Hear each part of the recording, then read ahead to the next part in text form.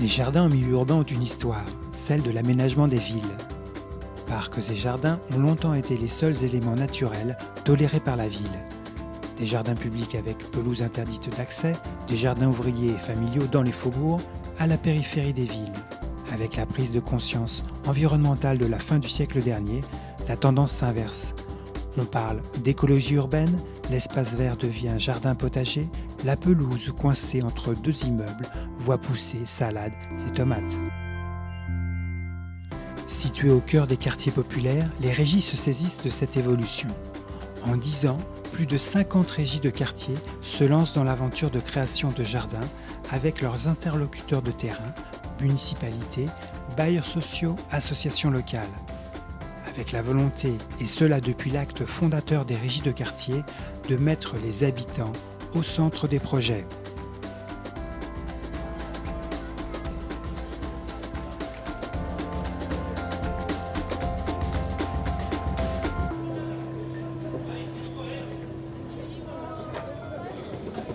L'alimentation est au cœur de notre quotidien et aussi de nos préoccupations. Partant de ce constat, de nombreuses régies développent des jardins potagers solidaires dans les quartiers populaires. Ces jardins permettent de sensibiliser les habitants à leur cadre de vie, à la biodiversité et à l'impact de la nutrition sur leur santé. En devenant producteurs des légumes qu'ils consomment, les habitants font aussi des économies significatives sur leur budget d'alimentation. C'est pour toutes ces raisons que le CNLRQ soutient la création de jardins dans les régies de quartier à travers le projet national Cité Jardin. Les habitants des quartiers populaires vivent dans des logements collectifs construits rapidement dans les années 60-70 aux abords des grandes villes.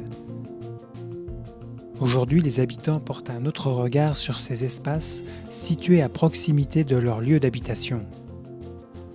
Issue de concertation entre les habitants, l'idée de cultiver un jardin potager s'installe. L'urbanisme durable sort alors de la théorie pour prendre peu à peu une place bien concrète dans le quotidien des habitants.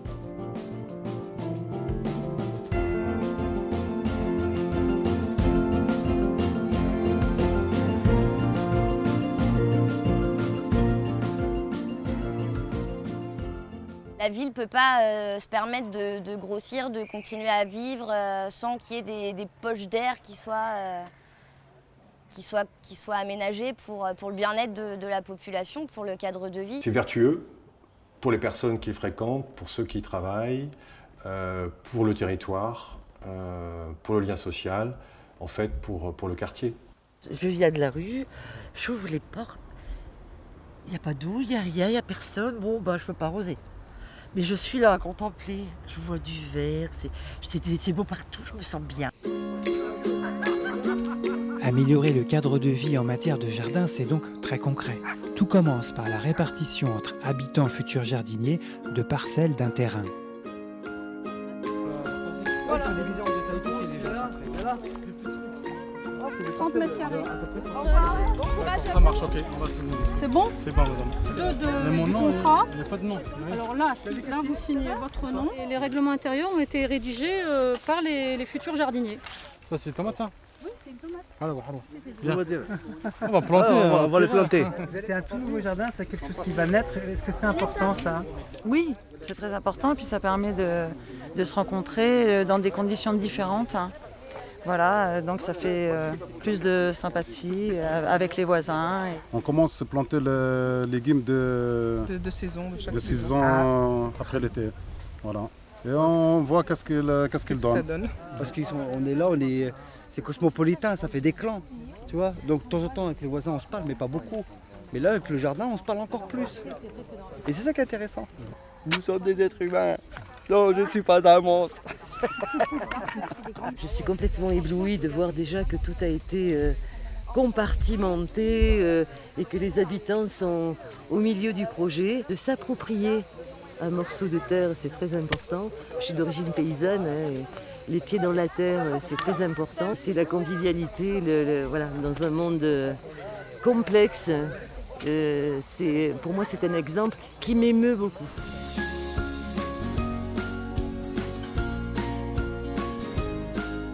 La rénovation urbaine concerne les nouvelles constructions et les réhabilitations de certains bâtis existants. Les logements deviennent alors plus performants énergétiquement. Les espaces extérieurs sont aussi repensés, les créations concertées de jardins modifient le regard des habitants sur leurs espaces collectifs de proximité. Et pour les habitants, c'est le faire ensemble qui compte. Faire ensemble, c'est aussi le mot d'ordre des régies du quartier et de leurs partenaires, associations locales, bailleurs sociaux, municipalités. Pour nous, sur nos quartiers, il est important de créer du lien social, de la cohésion, de savoir vivre ensemble. L'habitat se densifie de plus en plus, les gens sont de plus en plus dans des relations, je dirais, individuelles. Et comment recréer du lien sur nos quartiers? Nous sommes dans un jardin bas d'immeuble. C'est une association qui a mis ça en place, la régie de quartier. Plus la ville. Plus la ville, voilà, oui. avec les partenaires. Alors pour nous, ce qui est très intéressant dans la régie de quartier, c'est qu'elle a un ancrage. Donc du coup, elle n'est pas comme un acteur extérieur qui vient sur un territoire donné. Elle a un sens pour les habitants. Notre légitimité, on la tient de ce projet avec les habitants et sur les quartiers avec le bailleur.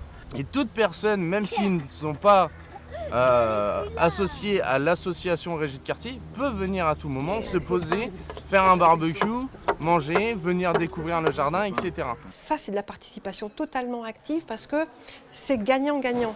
L'habitant se réapproprie son lieu de vie, se réapproprie des capacités à faire lui-même et se réapproprie, se dire je ne suis pas si idiot que ça, c'est de la valorisation tout en étant dans la dynamique politique.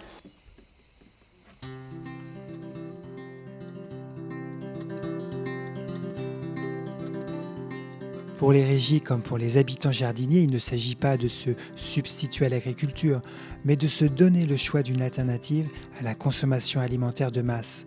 Dans cette perspective, les régies organisent une véritable démarche éducative et populaire et mettent en place des pratiques de culture écologique en interdisant l'utilisation de pesticides et d'engrais chimiques.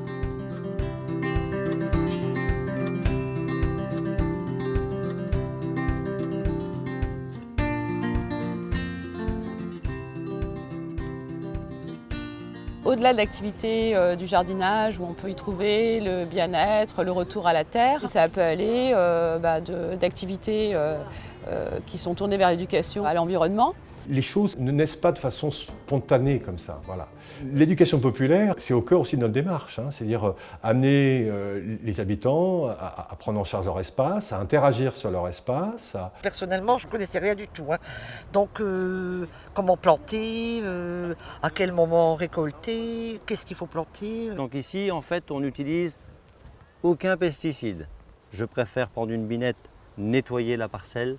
Même s'il reste quelques mauvaises herbes, on ne va pas en mourir. Mais ce qu'on va récolter, on va le récolter, ce sera un produit sain. Donc ça, c'est aussi quelque chose qu'on transmet aux gens. Il n'y a pas d'engrais, il n'y a pas d'insecticides, et ça, c'est ça qui me plaît.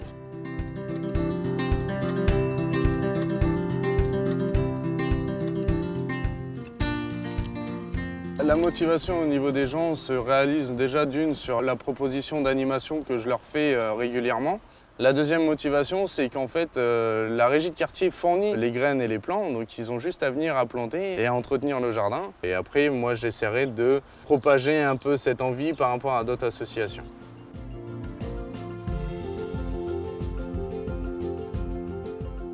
Quand je suis en train de faire mes courses, les gens viennent me voir. Ah salut, j'ai planté des carottes hier, il faudra que tu regardes comment c'est, etc. Donc il y a vraiment un échange hors contexte de travail, heure de travail, quoi. Vous avez un arroseur assez original? Oui, c'est à mon fils parce qu'en fait il a des pieds de fraises. Donc il doit arroser ses petits pieds de fraises et tous les jours il mange ses petites fraises. Pour lui faire connaître. Ah bah oui. C'est-à-dire? Lui faire connaître comment poussent les légumes, que ça s'achète pas forcément en magasin, quoi.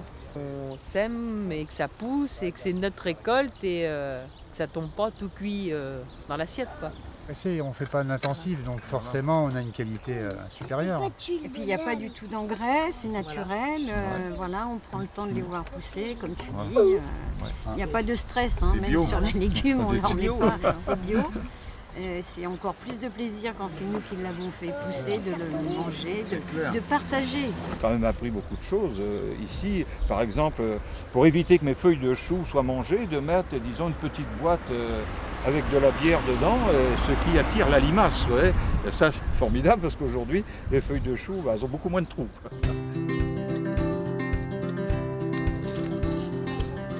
Le fait que ça pousse, le fait qu'on puisse aussi les manger, on les apprécie parce que c'est nous qui les avons cultivés. Les gens sont très quand même demandeurs d'informations sur l'éducation à l'environnement. Alors l'aspect bio est très important. On s'est engagé auprès de notre communauté d'agglos à signer une charte qui prévoit la non-utilisation de produits chimiques. Et c'est aussi grâce à cette communauté d'agglos et à ce partenariat qu'on peut accéder à des formations gratuites sur l'agriculture biologique. Alors cette omelette, c'est une omelette de courgettes du jardin. Les premières courgettes du jardin qu'on a préparées.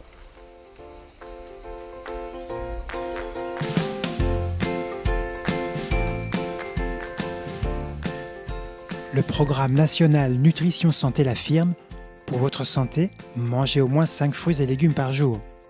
Alors, comme avec le jardinage on bouge et on mange, on pourrait ajouter aussi, si t'es jardin, t'as la santé.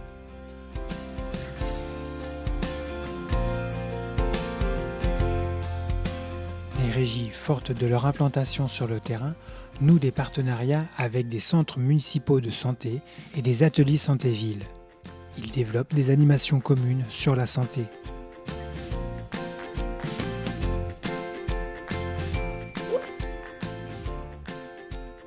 Donc dans le cadre de mon travail ici au centre de santé, c'est bien de faire de la prévention et de l'éducation populaire à la santé. La base, c'est donc de réunir des personnes qui sont volontaires, bien sûr, pour à la fois cultiver le jardin et après, c'est de le transformer ici, donc dans le cadre d'un atelier alimentaire. Donc ça permet de travailler l'axe diversification de l'alimentation. Parce qu'on sait aujourd'hui que plus une alimentation est diversifiée, plus on atteint l'équilibre alimentaire. Donc découverte des aliments, découverte du jardinage, activité physique. Parce que le jardinage, c'est une activité physique. Je viens à pied tous les matins et je rentre tous les soirs. Et j'ai perdu 17 kilos, juste à marcher. 17 kilos, c'est pas mal. Et ça fait 2 mois que je fais ça. Et je suis très content.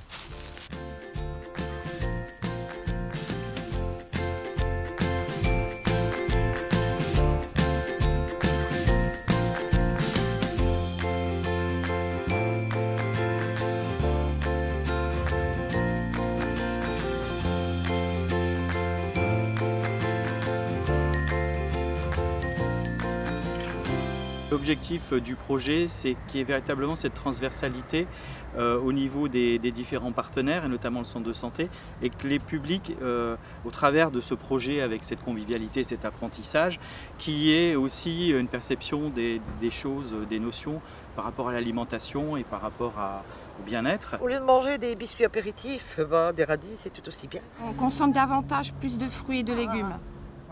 Oui, ça change complètement au point de vue alimentaire. C'est sûr qu'on va moins consommer des plats tout prêts ou des boîtes de conserve et on va utiliser un peu plus les produits qu'on cultive, quoi. Et ça c'est génial. C'est la menthe spéciale, c'est pas la menthe simple. C'est quelqu'un il est malade de ventre, il boit ça, la menthe là, il va soigner. Ça c'est bon, ça c'est bien. Faire ces légumes, forcément, il y aura un impact sur la santé. Parce qu'on va manger ces légumes, on les a fait soi-même.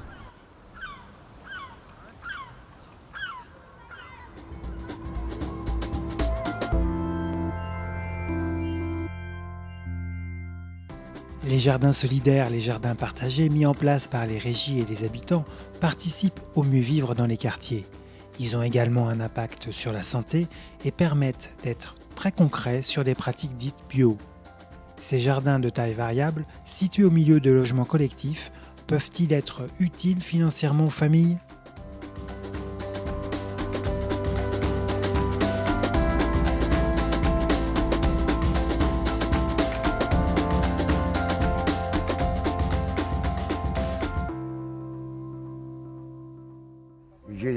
tomates, des aubergines, des salades qui ont été cueillies et il y en a d'autres qui vont repousser. On a longtemps pensé que faire du jardin, c'était pour s'occuper. Et on n'a pas tellement considéré le fait que ça pouvait être aussi pour se nourrir. Je parle bien des jardins en ville, des jardins urbains. Il est là. Là? Voilà, oui. Qu'est-ce que vous allez planter, dites-moi? Bah, je vais essayer de mettre des salades, des courgettes. Et pourquoi vous avez envie de faire ça? Parce que je veux nourrir ma famille quand même. Le moindre coût, on le trouve déjà dans la récupération de matériaux. Les bacs à compost et les cabanes à outils sont construits par les habitants jardiniers avec du bois de palette. Nous sommes en train de faire un projet qui nous tenait à cœur, à savoir un composteur. C'est-à-dire qu'il va être composé de 4 bacs, dont un est destiné au stockage vert, 2 bacs pour la fabrication du compost, et un 4e bac sera destiné au compost terminé, donc pour l'usage collectif du jardin. Notre pari est d'utiliser le moins de matériel possible acheté. Donc là, nous avons récupéré du bois de palette. Nous travaillons avec le matériel que nous avons, ceci effectivement dans le but d'économiser des lignes budgétaires au niveau de la régie de façon à ce qu'elles soient utilisées pour autre chose.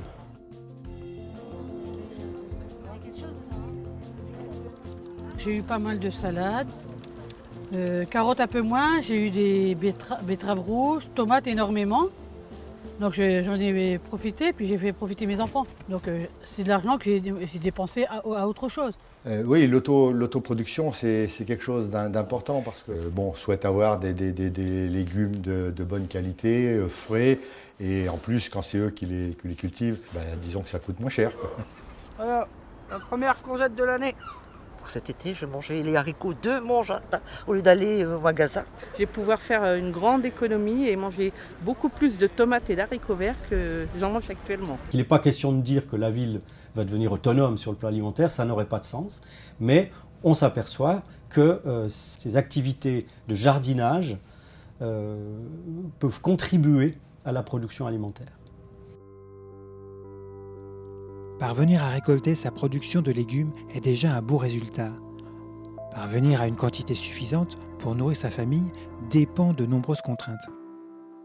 Les jardiniers, ils sont dans cet environnement-là, alors ils cultivent leurs légumes, parfois sans mettre d'engrais ni de pesticides, et donc en bio, mais ils ne sont pas maîtres du sol dont ils héritent ou de l'air ou de l'eau qu'ils utilisent. C'est-à-dire que là, vous avez des petites parcelles, vous ne pouvez pas remplacer... Non, on ne peut pas remplacer le marché, c'est pas possible. Non. C'est pas possible. C'est impossible ça. Mais on peut manger une fois ou deux dessus. On a des parcelles qui font 15 à 20 mètres carrés gérées par 2, donc en récolte, c'est pas énorme. Parce que ça nous fait quand même, pas énormément parce que c'est un petit jardin, mais quand même ça fait du bien quand même au porte-monnaie. Hein. Moi personnellement, c'est surtout pour le niveau financier. Cette question d'autoproduction alimentaire, pour moi, elle ne peut pas se résoudre au niveau d'un pied d'immeuble. C'est-à-dire qu'il y a des synergies à faire pour réfléchir au niveau d'un territoire. Donc il y a des stratégies à mettre en place pour qu'effectivement un territoire dans son ensemble puisse développer sa sécurité alimentaire. On parle de sécurité alimentaire, on parle de gouvernance alimentaire maintenant. Des habitants jardiniers qui peuvent s'organiser en réseau de producteurs consommateurs locaux, jusqu'aux régies de quartiers et de territoires qui échangent leurs expériences avec d'autres régies européennes, du local au global, créer un jardin dans un quartier, c'est exprimer une forme de citoyenneté, une citoyenneté active qui impacte le quotidien de chacun. D'un pays à l'autre, on a les mêmes missions au travers de ces jardins communautaires. Maintenant, au niveau des habitants, ce n'est pas encore ancré de se relancer à l'autoproduction alimentaire, à se remettre au travail avec la terre, le retour à la nature. Qui ici, on sent que c'est vraiment ancré dans le quotidien et la philosophie des gens. We've got several projects in Holland, but we're here in France because the French are much further in developing the concept of urban gardens, and we would like to learn from you. That's why we're here today.